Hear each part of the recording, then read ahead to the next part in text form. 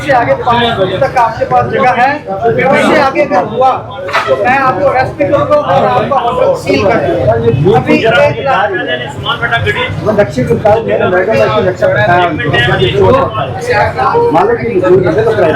मैं आपको बता रहा हूँ, वो पार्किंग है, वो पार्किंग प्लेस है।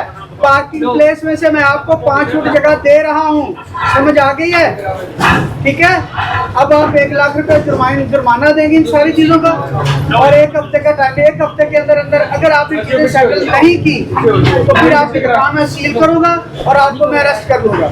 ठीक हो गया? कम से कम 1 महीने की सजा होगी डेला जाने की। ठीक है, ये इसको 1 लाख रुपए फाइन दो।